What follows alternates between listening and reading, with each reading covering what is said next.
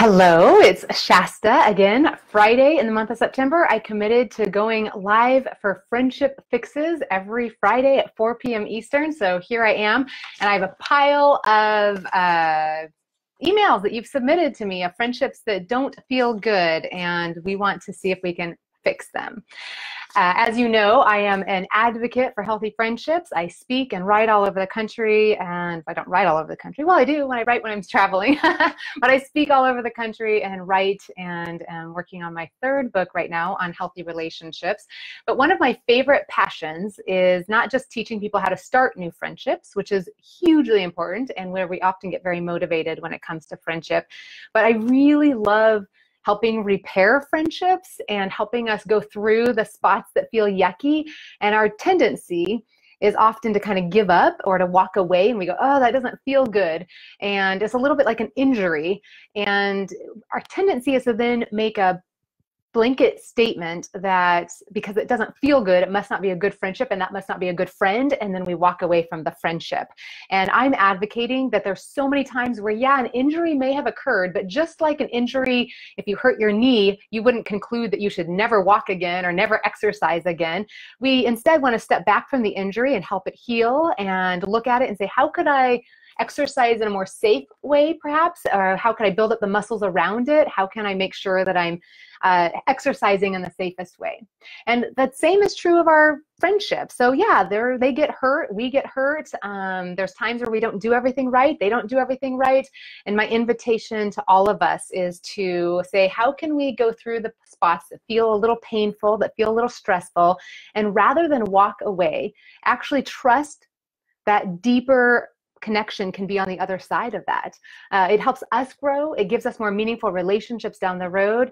And it helps us not walk away from investments in places of people that have mattered to us. So I have a pile of friendship fixes that we're going to try to get through today. And just to let you know, I committed to doing this every Friday through the month of September, but I cannot keep doing it at the same time forever. I have a travel schedule that won't allow that for that kind of consistency. But I am changing and promising that I will do more of these. And so I still have a pile of several of your submissions. And so if I don't get to yours today, I will still come back and do more of these. And you can still submit a friendship angst or stressor or a place to be repaired. And the link is on this friendship fix at shastanelson.com/friendship fixes. And so I will pop back in, I promise, and I'll do a few more of these in October. I just don't know when yet. So today we're talking about vulnerability. Healthy vulnerability in our relationships. This is one that obviously has a lot of room for not doing it. You've got two people each sharing bits of who they are, and we're doing it at different speeds and in different areas and with different comfort levels. And it's obviously an opportunity for a lot of misunderstanding and hurt feelings where we either don't feel known, or we feel like they're oversharing, or we're scared to share, or there's so many opportunities for misunderstanding, for angst, for friendship, like vulnerability hangovers and worries.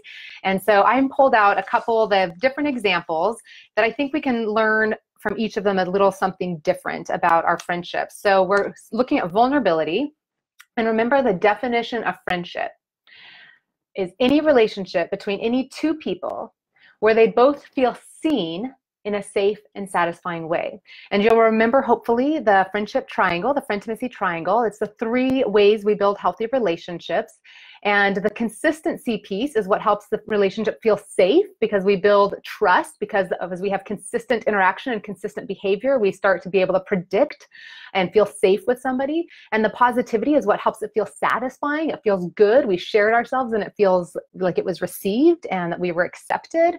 And so it's the vulnerability piece we're talking about today, is what happens when that vulnerability piece doesn't fit in. Because by definition, if we have to both feel seen, known in a safe and satisfying way, then we both have to feel seen. And so we're looking at the part of relationships where we feel seen and we make sure the other person feels seen as well. So I'm just going to try to give like one nugget to each of these so we can get through a bunch of these hopefully during this time together. So the first one here says, the problem I have with one of my friendships is I want to feel more connection with my friends, but my friends seem to be fine just hanging out, maybe enjoy a dinner or two per month, and then just talk about other people perhaps and other stuff, but not about us. The question is, do I have do I need to confront them about my needs, or do I just leave them be? What do I do? It's a great one to start with. So if you have positivity, where we have a good time, and you have consistency, which you get together once or twice a month, then that's what we call a social group. This is how we've taught men to do friendship, and do an activity together and have a good time and joke around. And so, and a lot of us will go out and we have these kinds of friends where we see each other and it's enjoyable, but we're not doing the vulnerability piece. And so in her case, she's saying, do I need to confront it or just leave it to be? And I would say there's a third option. So we don't have to confront it. We don't have to make it some big drama thing. We don't end up with a group of friends, and neither do we need to just let it be. I would invite you to say, okay, how can I practice helping our group of friends increase vulnerability in a safe and meaningful way? And so a couple examples of doing that is being mindful that we want it to feel good, and especially recognizing that if that group hasn't created a pattern of doing that we want it to feel easy and kind of enjoyable, especially initially. Everybody, though, likes to talk about themselves, and at the end of the day, we all want to feel seen. At the end of the day, we might not know how to do it. We might feel uncomfortable doing it. It might feel awkward, but my guess is that all the women and your friends coming are going home wishing that they could talk about their lives too. So I would invite you to think of how you, because you're the one who's so awesome to be saying, how can I think about doing this differently? And just remember, be super compassionate that 99% of people out there aren't thinking about their friendships. They're not paying attention to them in a way of like wanting to learn how to do it differently. They're just doing what they've seen done and what has been comfortable. And so we have this awesome opportunity to model the right thing and to bring the right thing. And so I love that you're caring enough to ask the question. And I would invite you to, the easiest way in when you get together is to say to somebody, say to the group, like, okay, so I want to hear more about all of your lives. Like, I know it's so fun to talk about the movies and all that stuff, but like, first, let me just make sure that I know what's going on with you that matters, because I love you. And so just saying that can sometimes change the dynamic, or saying to somebody, hey, I saw that on Facebook, you did XYZ, like, tell me more about it. And so we can be the ones who help prompt the questions, who help ask them. If it feels like you're willing to, I think anytime we ask a question that we kind of intend for everybody to answer, those are the best ones, because it allows and invites us to have the opportunity to share too. So if we can ask like, hey, let's all share one thing that's happened since last time we saw each other. Easy. People can pick which thing in the last 2 weeks they want to share. It kind of just helps us all catch up at the same time so that I'm not repeating the same story to 4 different people. So if you can kind of just come with the intention of saying, I'm going to experiment, and don't take it as rejection if the whole sharing thing doesn't go perfectly the first time, or if they then change the subject back. Just say, okay, I'm going to just keep practicing. And we keep it light, we keep it fun, we keep showing curiosity, we express interest. And so what we all want to do is just help increase that vulnerability in an incremental way that feels meaningful and positive. That's our goal right here. So that's a takeaway for every relationship as we're trying to build it up. If we want it to feel meaningful, it has to have the vulnerability. Otherwise, it's just fun and it's just a friend. But if we want it to feel meaningful, then we need to add that vulnerability, and we can ask the questions, we can increase the sharing, and we can even choose to share ourselves without being asked. We can say, hey, while we're all here together today, I wanted to make sure I told you about, and we can share, and we can make sure we feel seen before we leave that setting.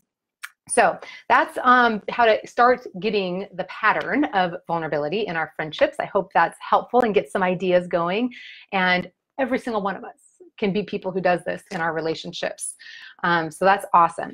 We're going to move on to the next one. So I'm doing friendship fixes, and I'm taking email submissions of relationships that don't feel good. And I welcome, if you're watching live, I welcome you to share your feedback, your ideas, if you have any other ideas for her of what you've worked, what's done, ideas you've tried, of what you do to help kind of change the dynamic in a group of friends, to not just hanging out and talking about everything else, but actually sharing about their lives. Leave a comment. We will see it, and it will support all of us and help all of us. So I am by no means like the only expert, and I'm just trying to give like one tip to each of these. So we would welcome yours in there. So feel free to add more in the comments or ask clarifying questions. So the second one that I want to read off is I have been wondering about something for a really long time now, and it is part of the reason I was interested in your book in the first place. I have a hunger for connection that is unlike anything I've experienced before, which I think we all have, and we just don't recognize it. And I love that you do. In a way, at least I'm grateful now because I know I need more meaningful connection. But it is also not always great to feel this way. I have had a group of about 3 people that I really, really like and enjoy spending time with for more than a year now, but they never seem to contact me first. It is true that at first I was not very intent on meeting and connection, but for the past 6 months, I've tried much harder to connect and meet them. We have spent some great afternoons together in cafes or gone to festivals, etc. However, I was also away for 1 month, and now I am on an exchange semester in a different city than them, and I feel so far away from them yet again. I really tried, but it seems a little hopeless and desperate to always be the one trying to connect when they never initiate conversations. After this, we will have 6 more months at the same university, and I'm not sure what will follow, but I would hate to lose contact. I would like to have patience, but I feel like so much time is being wasted. I know that I tend to overshare, so I would rather not do that anymore. Therefore, I try to only contact them every once in a while to ask about their day and comment positively and so on. But as soon as the written conversation dies out, even if it was not bad, I am left feeling quite discouraged and almost convinced that I'm not at all important to them. However, I remember that whenever I would write to complain or ask for advice for a problem, they would mostly be there to help. So I'm torn. I really do not want to be a downer anymore, but like this, I feel like I'm pretending everything is fine when in fact it is not. I do not want to pressure them into writing me by telling them how lonely I am either. I really am not sure what to do in this situation. Besides, I've already hinted at the fact that I'm quite lonely more than once, and they've just said they are one text away. I don't know how to tackle this. Thank you for your honesty, and we all know loneliness. And I know it especially when you're overseas and you're like in a whole different world and you feel like nobody, like everybody else is going on with life. And as happens when we move away and you're in a situation where your loneliness makes complete sense. And so we feel that with you. So what I want to say is in this situation, we had a relationship with all 3. We had the positivity, the consistency, and the vulnerability. And then she moved away for a while and is like trying to maintain some of that consistency. But obviously when we move away, the consistency kind of drops out a little bit and the vulnerability is dropping out because now it's all on text and we're not like making memories, talking, catching up, and doing all of that kind of stuff. And so, so in this case, the advice that I would have for you is that I would come back and not see these 6 months when you're back at the university with them as a waste of time at all. I would come back and make the most of that time. I would step in and do everything I could to like make memories with them, have fun, share your life with each other, show pictures of your trip, ask them to catch you up on all the things that happened while you were gone, and just kind of use that as an opportunity to reconnect in a meaningful way. And then you've gotten a little bit of taste of what usually happens when we all graduate and move away.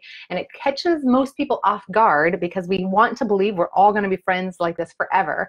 And you already have the wisdom now to know that that's not just going to happen. So you get to go into this last 6 months with a little bit more wisdom than most of us will have. And you get to help us be proactive. So I would invite you to just enjoy the friendships. We don't need to talk about you don't need to come back and tell them how you were disappointed, I don't think. I think it's just come back, be connected, enjoy, show interest in their lives, build it up, make memories, take photos. And then I would say, as the 6 months are going on, I would say, we're undoubtedly all going to move away and get jobs and lose touch a little bit, but I would love to make sure that we stay in each other's lives on some level, and maybe all just really support each other as we get started in our new lives. And maybe we should create some kind of a Facebook group page or an app or a group text message or something like that where we all commit to giving each other an update every single week. Or maybe by Saturday every single week we just all share one thing that's going on in our lives right now, or just something where we can at least feel connected to each other and feel like we're all still journeying life together, and see what they say, and see if a couple of them are up to it. And even if one of them's like, I don't want to do that, that's fine. You don't need everybody. But if 2 or 3 of you are like, yeah, I'll do that, then what a great opportunity to create some structure. So you're adding in some virtual consistency so that your vulnerability can keep going. And that's really, really important. So be mindful that it happens. Our vulnerability does decrease when our consistency decreases. So when we don't live near each other and see each other often, it makes sense that we don't know what's going on in each other's lives as much. But that doesn't mean that our safety and our trust in each other have to decrease.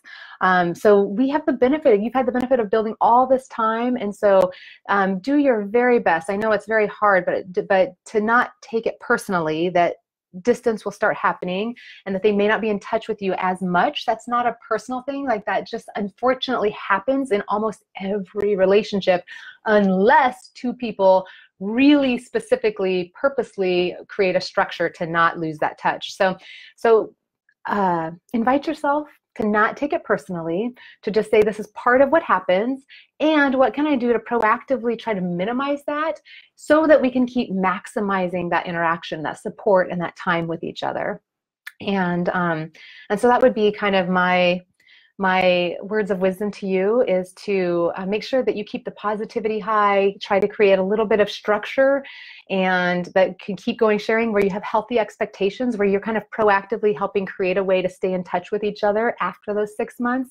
And you will be further ahead, I assure you, than most of us when we graduated from college or moved or left jobs, where most of us want to believe that we're just going to maintain those friendships, or we just kind of like, and we're more disappointed and hurt. So you just now had a little bit of taste of what can happen, and that's wisdom. That's wisdom. So hopefully that is a little more helpful to you, and I'm happy to take any comments if anybody's watching live and wants to, if you had an experience where that resonates with you, if there's anything that you would want to jump on there and share, that's awesome. So in this case, the vulnerability is going to drop out when our interaction and our frequency drops down, but that doesn't, we don't want to start allowing that to mean something like they don't like us or they don't care about us, or that's our temptation, but that's not true. It just simply means that our interaction has dropped down. So we have to be more intentional to keep it up. And the good news in this situation is your friends are saying, hey, we're only one text away, and they are interacting, and they are there when you need advice. So while it may not be everything you want it to be, they're giving good signals that they may not know how to do everything perfectly of what you need, but they're there for you. So so rest in that and be proactive. I hope that's helpful. It's easier said than done, I know. All right, I'm cruising through trying to get as many of these friendship fixes as possible. So I'm taking the emails that have to do with vulnerability that felt broken or feels somehow not meaningful, and we're trying to look at different ways of how to increase, repair relationships around when vulnerability has kind of not done what it needs to do. But give me one moment. I'm going to drink some of my ginger lemongrass kombucha. Yummy. Okay. All right. I answered this woman's questions, the very first friendship fix. She had a relationship where she had been, if I'm remembering correctly, had put a lot on the other friend, talking about how she was lonely and how she wanted this other friend to be more and to do more, and the friend had kind of backed away and got kind of like telling her she needs to make more friends, and kind of it created a rift between them.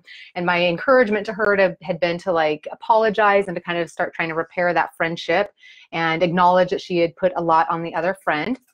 And she's written me back. It's so nice to hear from those of you who I do share your things. That was so nice to hear back that that was meaningful, that it resonated with you, and that you had the courage to go do that. And then what happened is you shared this, and it sounds like at first she kind of said that she was glad that she heard that you were going to make more friends, and that she was still wanting to take some distance and back away a little bit, and was hoping that maybe she would see you in January for your birthday, but that's obviously a lot of time, and so you can tell she's kind of putting some walls up there. And it says, she chose to step away from me for a few months, even though I messaged her a good and extensive apology. I used your very words on the video, when we care more than they do, when you shared my problem, which I very much appreciate. After this horrible thing that happened between us, I concluded not to be vulnerable with someone I consider a good friend either, since I felt I wasn't at the top of her best friend list, even though she mentioned once that I was one of her best friends out of her 3 others.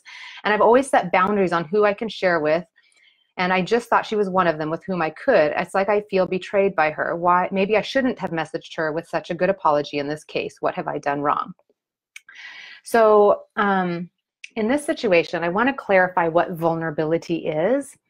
So vulnerability is a lot of different things. It's our opportunity for people to see more of us.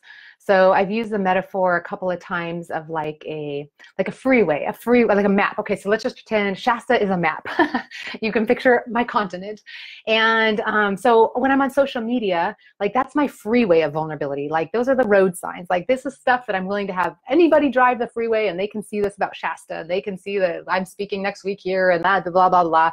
And like, that's the vulnerability I'm choosing to let the masses see, right? And then there's some friends who get off at a pit stop and they get off in the town of Shasta as friendship experts. So they know me and they've seen me and they interact with me in that world, right? And we can be vulnerable in that world and they can hear my insecurities, like my entrepreneurs group or my authors group. We can talk about how hard it is to write books these days and share our insecurities about the publishing process and blah, blah, blah. And so like that's my friends who get off on that stop. But that's different than my friends who get off on like the city of Shasta as a spiritual person. And so there's somebody else that I can be talking with in this space and being able to have, they come visit me in that town and stay a few days, right? And there's different friends who come and we meet in different cities along the way of Shasta. Stick with the metaphor. And so let's not confuse that if I'm really vulnerable in this city, that suddenly that means this friend has known all my cities, right?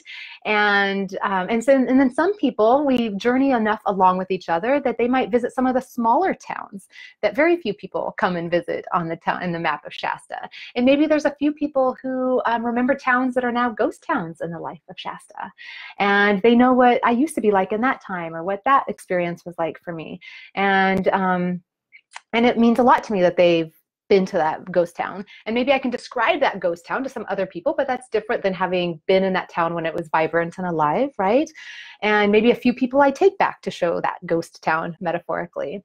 And maybe there's some people who we go hiking in the rural area of Shasta together and places I've never even been. And so we're exploring together new paths and new trails. And we're like kind of being like, what's up this way? Oh, wow, I didn't even know that. And so I am using this metaphor to try to help remind us that vulnerability at the end of the day, with our closest friends where we have a lot of history, that consistency piece, and it's felt good and we're there for each other and we've practiced healthy affirmation and we're sharing each other. It just takes time to visit each other's maps, if you will. And over the years, what I would like to know is that I have some friends who I'm okay having them be in any one of those cities and any one of those towns and any one of those rural areas. And I look forward to so-and-so visiting because I'm like, oh, we're going to go exploring new roads of Shasta, new pathways, and I get to go see paths of hers. And we get to learn about ourselves with each other. And so even if they haven't been everywhere, we start building safety that they could go anywhere. But obviously, we're not going to do that with everybody. There's a difference between the freeway and like all those other exploring places, right? And there's a difference between somebody who visits one and really knows one town and they're like, I'm a local in this town of Shasta as an author. And that's fine. And that's okay. They don't ever have to leave that town. It's still really meaningful. And yet let's not think that that's our best friend now because we're really close at work, or we're really close at church, or we're really close because our kids are, and so we see each other all the time and we hang out in like play date land or whatever that town is for you. Don't confuse that as because we live here and know each other super well, that now I can share everything else about this person, to this person. So I'm trying to use the metaphor just to help remind you that sometimes we can invite somebody to come visit another place, but it takes time. So that's kind of a little tangent, but I just want to help explore that vulnerability doesn't mean just taking a skeleton out of your closet and giving it to somebody. It means going on a journey to get to know each other and doing it for each other. And so in this case, your vulnerability that you're calling vulnerability was actually, and you were talking about sharing an insecurity. And yes, I want you sharing insecurities with the friends who feel safe. And we know they're safe because we have history with them and they always respond well when we've shared other things, the positivity piece. And so we can increase our vulnerable sharing because we have history of having shared a little bit and it has gone well. But what you're talking about here when you're saying I'm sharing my insecurities with her is the insecurity you shared with her was not an insecurity about your marriage or your weight or your finances. The insecurity you were sharing was about her. Right? So it's your insecurity and it felt vulnerable. And I so appreciate that. And just step back from this for a moment, because your vulnerability was saying, I don't feel like I'm getting enough from you. And while you weren't necessarily trying to blame her, I think what happened is she walked away feeling like, I can't meet this person's needs. She wants more from me than I can give. This is too much. And I feel blamed, and I feel like she's insatiable.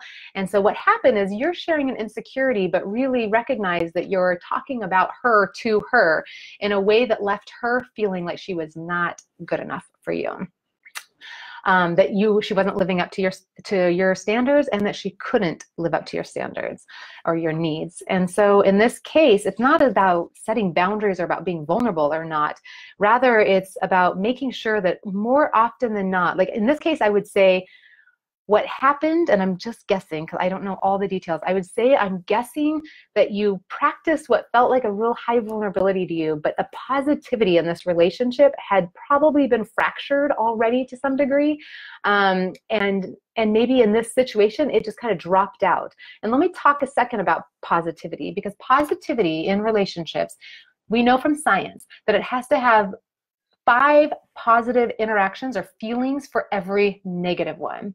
And so if she has created a history of like you not being happy with her, or you needing more from than she can give, or like walking away feeling drained, or walking away feeling exhausted, or walking away feeling not good enough, then those are all tallying up in the negative category. And any one of us, honestly, are not prone to want to keep putting ourselves in a situation that doesn't feel good. Even if we don't consciously think it, we aren't going to want to devote the time to be consistent and to be vulnerable if it doesn't feel good more often than not. And so here what happened, I'm guessing, is that the positivity fell out to support that level of vulnerability. Before we're sharing with somebody that they're not living up to our standards, or that they're not good enough for what we need, we talked about this in a couple episodes back, that probably wasn't like, that it was more probably your need to go make other friendships rather than to put that all on her. And you apologize for that, which is amazing and beautiful. And I so am proud of you for doing that. And remember that every time we try to fix a relationship, it doesn't mean we can. But that doesn't mean that we were wrong to try. It means you practiced a really important thing to do, which is apologizing. And you showed up with that sincerity and that heart. And I affirm that. And that does not mean you were wrong. It means you did the right thing. And we can't always control the other person, but we can get better at apologizing. We can learn from these mistakes. We can take it to our next friendship where we're more thoughtful about making sure that the other person leaves my presence feeling more affirmed about who they are, more loved for who they are, more hopeful, more energized. And that doesn't mean not talking about hard things. I mean, I have entire videos on how to increase positivity, and so those are helpful maybe to go watch and to Google on YouTube. So I don't want to like go down too many tangents here. There's so much to say. But the big question is this person leaving my presence feeling better about who they are for having been in my presence? And if somebody's leaving each time feeling like they're not good enough, feeling blamed, feeling like your needs are too big, feeling overwhelmed, then that's just not going to be a relationship that somebody's going to want to keep coming back to. And so in this case, I think you did the right thing in apologizing. And if there's something to repair there, it's going to be because there's a high level of negativity that she's feeling for whatever reason. And the invitation to you is to just try to add as many positive things not in a needy, clingy way. That's the last thing she wants, is you chasing her. But there's certainly an appropriate way there for, a month from now to have something you think of her and you write her and just say, I saw this and it made me think of you, and I just always so admire you for XYZ, and at Christmas time send her a gift, and at your birthday say, I know we had a little bit of a falling out, I still miss you, maybe we can get together. And so your job, if you want to try to repair this friendship, is to, in a safe way, take care of yourself, make your friendships, don't put that on her, and just keep building trust with her that you're not putting this on her. Building trust that she can trust to be around you and leave feeling good and leave feeling like she's been a good friend. None of us want to be in a friendship where we think we're a bad friend. So in this case, your vulnerability is, I'm less worried about your vulnerability, and I'm more inviting you to see the role between vulnerability and positivity. We can't be more vulnerable, especially when it's negative vulnerability or hard vulnerability or something about that person. We can't be more vulnerable than we are positive, and meaning good feelings.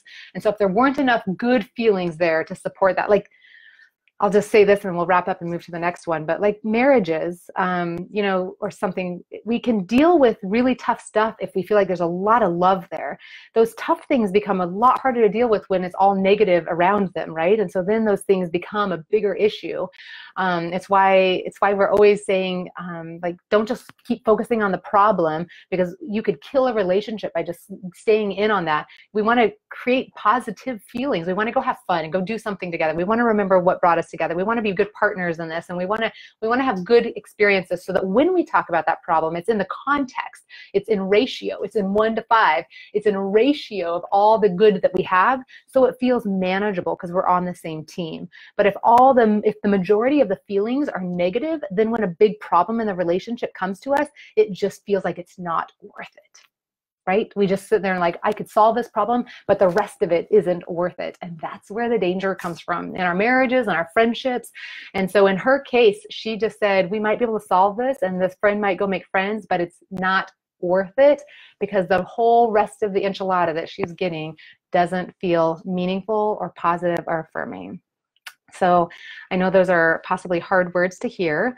But my invitation to you in future friendships is to make sure that your friends are leaving your presence. Even if you're being vulnerable at times or sharing hard things, you're saying thank you, you're acknowledging that you don't expect them to be everything for you. You're showcasing that you have healthy expectations and that you appreciate them, that you're curious about their lives, and that you're showing up and asking questions about them and not making it about you. So all of those are things that contribute to somebody else getting all those good feelings. Does that make sense or feel hopeful and helpful? Hopefully. All right. I think we have time. I'm just going to go for it. And those of you who want to come back and watch it later, that's fine. But since this is my last friendship fixes for the month, I'm going to tackle this one for sure, and maybe two. We'll see. Okay, so let me move through this somewhat quickly. So this is an interesting email. Thanks for your friendship fixes this month. I've really appreciated them all, and I'm learning so much from the videos and everything you share. So a friend who I met at a spiritual support group, met weekly, and so the vulnerability piece is very high there without really knowing these people, which is strange. But I also got to know this one person because we lived close and I would drive her sometimes. Yeah, that's a whole nother topic. You acknowledge it, that we have moments where we can be really vulnerable, like the example I gave about visiting a certain city, right? The city of a spiritual retreat, or in this case, a spiritual support group. And so we can be really, really close in one area and still not know anything else about this person, really. And so there's appropriate times and places for that, where we're saying this is the structure and the expectation, and we're going deep in this way. And I love that you're seeing is that that's different. You're shifting your expectations to say, okay, just because we're super deep in this way doesn't mean we're like best friends, right? So you're acknowledging that. She was going through a tough breakup when I met her at the support group, and so driving home would sometimes end up being a half an hour or more of listening to her and trying to support her about the breakup. But she was a stranger, or a contact friend, which she's referring to my 5 circles of friends, so the most casual of relationships to me, which was super awkward. So now we're still friends after 10 plus years. That's some serious consistency in history. She easily, and to me too much, shares her vulnerability. And for a while, I think I was the only one she could open up to. But I have still never shared my real vulnerability with her. The relationship feels so skewed, like I'm her counselor. She's in another city now and has built up some friends after 5 years or so, but I don't know if they are surface friends or more. If I do reach out with a short email or a group email asking questions to friends, she emails me back with this long email and I get overwhelmed. She's also more of a talker extrovert, and I'm an introvert, so that is another reason that she gets more airtime. But in the end, I think that this pattern has just been the way since the beginning. She thinks we are close, but I see her as just a common friend. Common is my second circle of friends, so you can Google the 5 circles of friends on YouTube if that's a new familiar language, a new unfamiliar language to you. So that means that a common friend is people who feel close in one setting, in one way. So she says she thinks we are close, but I see her as just a common friend and even resent when she assumes things like she can just call up and stay with me anytime she comes to town. But I also don't want to hurt her. I may be seeing her as extremely vulnerable because of how our friendship is skewed. I worry if I tell her what's really going on, like how I'd see the friendship and what I'd like to change, that she would be shocked or hurt. But she is probably already hurt, as it may be obvious to her that I don't open up. I wonder how to build a friendship like it's a new one, even though we have a lot of history there. She does have great qualities, although I do think she will always be an oversharer. Is there a polite way, what to say in any situation to slow down an oversharer? How do I bring this all up? What words do I use? What do I say? Thank you so much. Okay. So the first thing that jumps out at me in this is when you say, but I still have never shared my real vulnerability with her. And my question to you would be, why? And without me knowing that, that shapes a lot of what I could say here. So I'm going to give some advice, but keep in mind that I don't know if something's happened that makes you not trust her. But here we have a relationship where there's consistency. I mean, you were part of something weekly for a while, and now it's been 10 years. So you've got some good consistency, and it feels like there's a positivity. It feels like there's some narratives that are like things that are bothering you and that you kind of resent her for things, but that she may not even be aware of them. So there's not like obvious negative, horrible things happening. But it certainly are things that you're not speaking up for and advocating or expressing and sharing. And so really, and she's sharing. And so what we have here on the vulnerability, when we're looking at how vulnerability can get kind of out of balance, is we are looking at a relationship where it's not mutual vulnerability. So she's being vulnerable, and the friendship has the consistency and the positivity because you guys are spending time together, making memories and doing all of that, but you aren't sharing. So in this case, it's not so much about it's not like we have to repair a relationship, but we want to make it more, like, she may not even think there's a break in it, right? So what we want to do is make it more meaningful to you, because it's not a meaningful relationship to you right now without you feeling seen. And so I think that the invitation here, and again, I don't know why you're not sharing, I think the invitation here is practice sharing more. I would try that even before I would try to have a conversation about her sharing less. The goal isn't for her just to be more, like, to just share less, as much as the goal is for you to feel seen. Remember, in our definition of friendship, a healthy relationship is any relationship where two people both feel seen in a safe and satisfying way.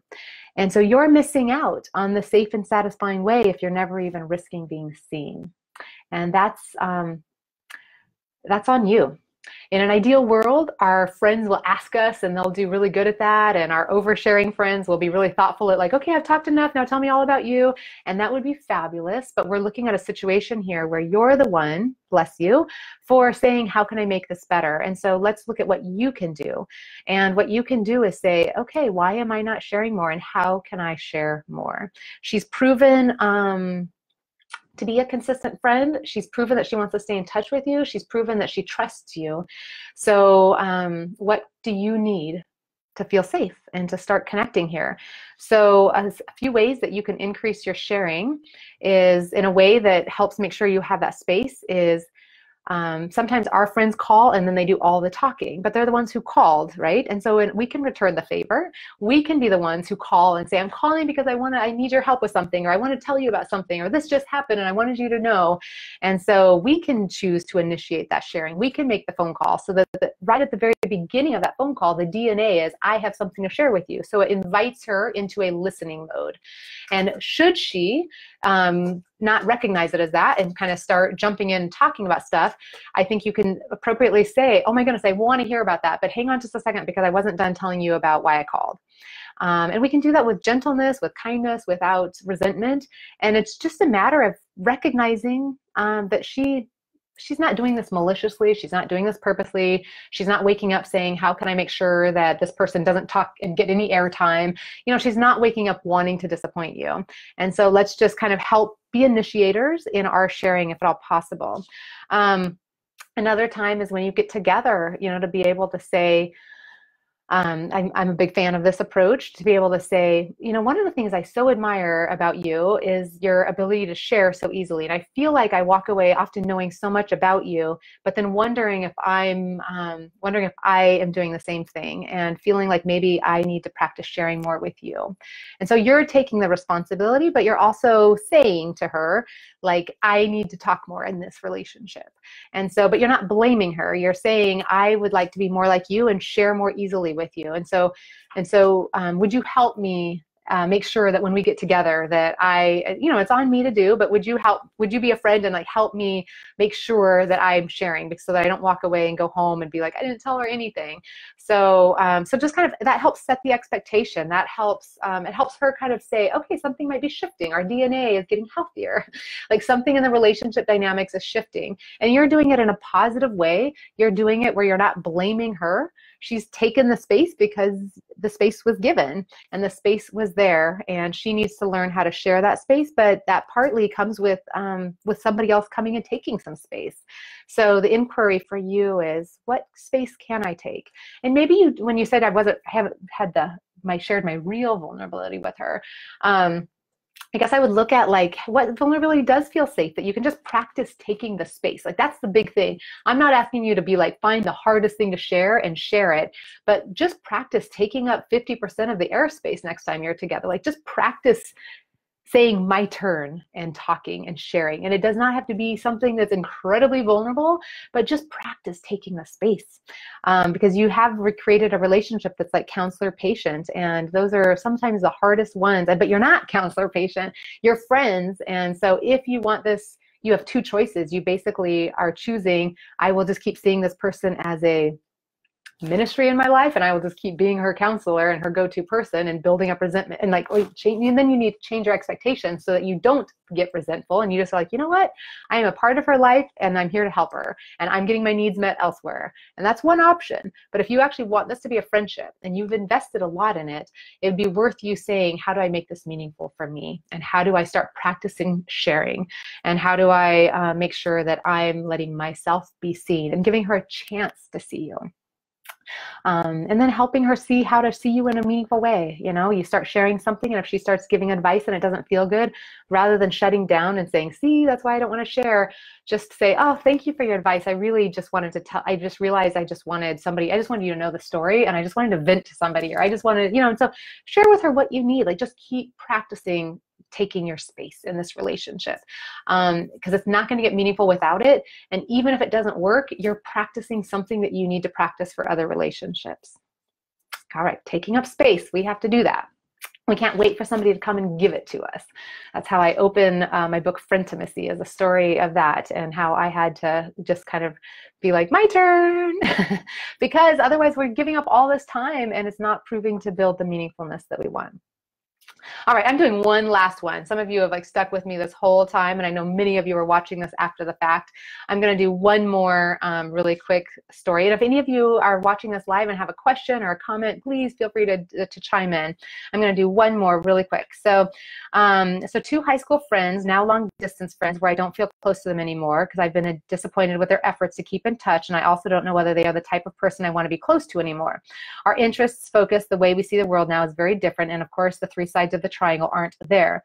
I may have been vulnerable in the past, in high school and 20s, but I don't want to be vulnerable with them anymore, because there's no consistency, and it can be awkward when they ask certain questions and they see me hesitate now rather than how easy our conversations have been in the past.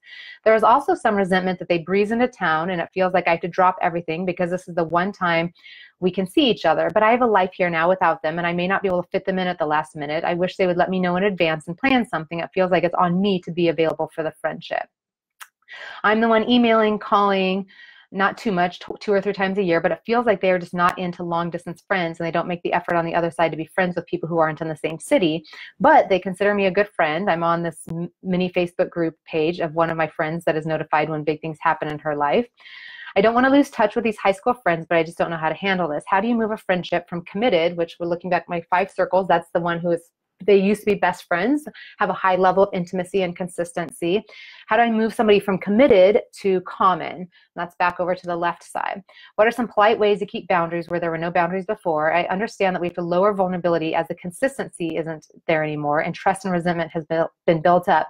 But what does a positive, enjoyable conversation and a 1 year or less catch up look like with old friends where sharing isn't like it used to be, but isn't an awkward conversation? Okay, I love this, but I'm not going to have time to like cover it in as much depth as I'd want to.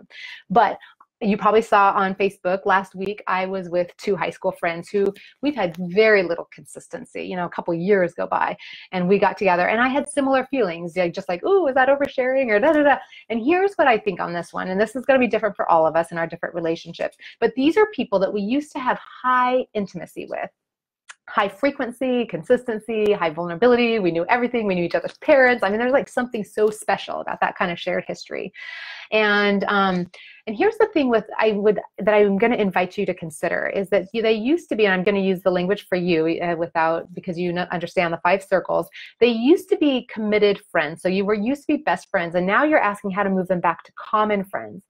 I actually would like to invite you to think of them not as moving back to the common circle, but moving them back to the confirmed circle. That's the middle circle. So the difference there is, if you were moving them back to the common friends, it would be we see each other when we're at a high school reunion, for example, or we see each other only when we bump into each other, or when we have this thing in common. But really what you're talking about are people that you used to be super close with, and now the frequency has dropped down, but that doesn't mean that the knowing of each other has dropped, right? And so if they're in the confirmed circle, these are people who we have too much intimacy with them to warrant them being over on the left side as common friends, but not enough consistency with them to warrant being over here on the right side with closer with like our best friends.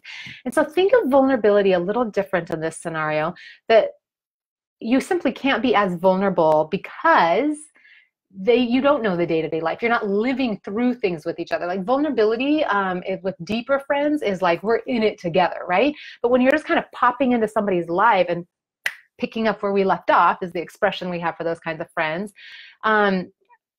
It's not that you have to decrease vulnerability. It's already happened to some degree by simply you didn't go through the stuff together. But I invite you to take advantage of the fact that you have that history and that intimacy with them. And it doesn't mean you have to have walls up unless there's something that they've like sharing your information or like there's a lack of trust or something. Otherwise, I invite you to step into those relationships and enjoy them and get as much as you can out of it from those moments that you have together. The very fact that they're reaching out to you every time they come into town means that they want to keep some consistency. So consistency doesn't mean every week, all the time with somebody. It might mean that in some of our relationships, like with our closest friends, but consistency means having some pattern still going. And seeing each other once a year is consistent, especially if we had all that history built up. Like now we're just getting to pick the fruit, so to speak, of relationships that we've done so much of the work on. So to walk away from these is losing so much of the investment. I would really invite you to ask yourself, what is the vulnerability that you're scared to show? You know, why are you hesitant to, like, why do you hesitate when they ask a question? Is it because you don't think you're supposed to be vulnerable? Because I would say in these situations, these are people you've proven trust, intimacy, and history with. And I would say step into the vulnerability you can and that you have practiced and that you have developed with them and enjoy it for what it is and soak it up and appreciate it and give it to each other, because in some ways you only see each other in this way and nobody else can do that for you in your life. So yeah, if there's something that feels too vulnerable, then don't share that if you feel like that's too much, but share other things. Like ask yourself, like, why can't I share this with them? Like, what am I scared of? And that's an inquiry for you of like, why are you holding back? And how can you show up and just say, I'm gonna, like, we have the intimacy. You have enough with this to make this happen, I think. So I think that, I would invite you to see them as a confirmed friend where you can pick up where you left off, rather than as somebody that you need to set up boundaries with.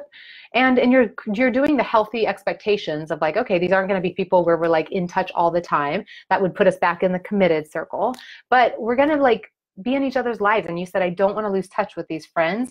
And so just recognize that you have high intimacy and low frequency. Step in and enjoy and take as much as is there, give as much as you can, and set your expectations to say, okay, they're not going to be my go-to see each other all the time friends, but we're certainly more, and we're closer, and we have more shared history and more intimacy than to just let it be like bumping into each other. So yes, once or twice a year, let's like reconnect and make it as meaningful and healthy as possible.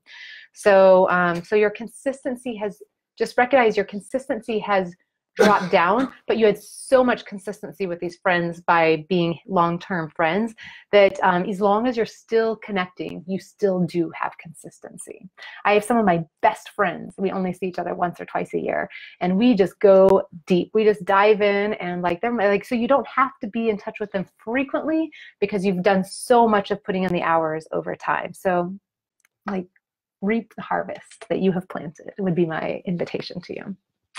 All right, well, that was 5 different ones we got through, and I am not gonna, I'm gonna go eat lunch. But it was so nice to have so many of you drop in and pop by, and I'll be back in a couple of weeks. Next Friday, I'm speaking in Colorado at a women's wellness event, but and I think like 2 weeks after that, I'll be back on. So if you have any friendship issues that you'd like me to tackle and try to weigh in on, submit it to me. And so otherwise, it's been a wonderful month. I've loved being with you every Friday. It's a little hard to commit to, just with everything else going on, to say, am I actually available all the time at that time? But I've loved doing it this month, and much love to all of you as you keep finding the ways to practice repairing the friendships. Like, see them as investments you've made. Like, there are times, yes, where we have to cut off an investment. We've put too much in, and we don't want to just keep sinking money into an investment that's failed. But think of these as relationships where you've invested a lot, and it is worth you doing everything you can to repair that so that you get the benefit of that investment. And the repairing here can often lead to even more returns, like more safety and more intimacy and more knowing about each other. And we've learned more about what hurts each other and what each other needs. And so think of this as, when you try to repair a relationship, it has the potential to increase your dividends and give you more than you ever could have gotten had you not gone through something like this. And you know, every single one of us disappoints, hurts each other unknowingly, doesn't live up to expectations, doesn't say the right thing, and we all create narratives, we all take it personally. I mean, these are just humanity, the beautiful part of humanity. So let's just take a deep breath and assume the best of our friends. Assume they're not out there trying to hurt you. They're not out there trying to disappoint you. They're not out there waking up hoping that you are not getting your needs met. Let's just find kind, hopeful ways of trying to increase the aspect of our friendship that would make it more meaningful. What I want for you are friendships where you feel seen in a safe and satisfying way. Blessings on you. Have a wonderful day and a good weekend.